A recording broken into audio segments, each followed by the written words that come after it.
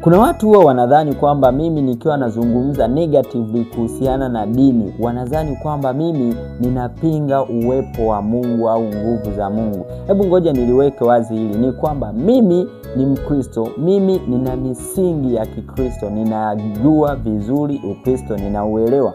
Kwa maana hiyo ninapozungumza upande hasi wa dini, simaanishi kwamba ninapinga uwepo wa Mungu. Inatakiwa muelewe, tatizo wengi mlifundishwa kwamba hautakiwi kufikiri tofauti na vile ulivyofundishwa kuhusiana na dini, kitu ambacho sio kweli, kwa sababu kwenye dini na Mungu ni tofauti kabisa.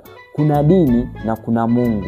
Mungu ni nguvu, ni uwepo. Sasa unaposema Mungu uwepo, lakini pia unaposema dini ni utamaduni, ni utamaduni ambao watu fulani unaendesha maisha yao. Kwa maana yake sasa, ninapoongelea utamaduni kwamba huu kuna kitu ni kibaya, simaanishi kwamba ninampinga Mungu, hapana.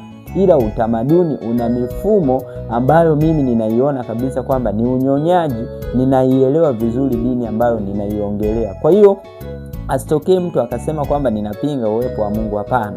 Ninapinga uwepo wa mifumo ya unyonyaji ndani ya dini. Ni ipi hiyo mifumo ya unyonyaji? Yaani kwamba wewe unahitaji msaada, au kanisani kwenu kuna mtu anahitaji msaada, lakini huyo mtu ambaye anahitaji msaada ndani ya kanisa lenu hasaidiki, ila kuna fungu ambalo linatengwa kwa ajili ya kwenda kumsaidia mtu ambaye yuko mbali kabisa na ninyi.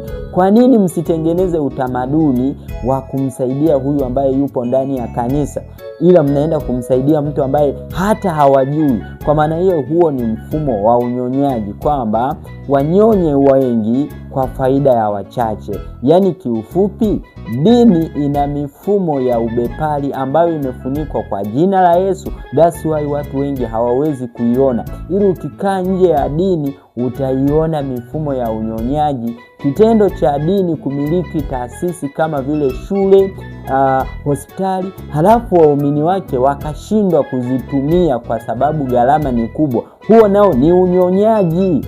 Kwa maana yake sasa ni nini? Wanaenda kinyume na neno la Mungu.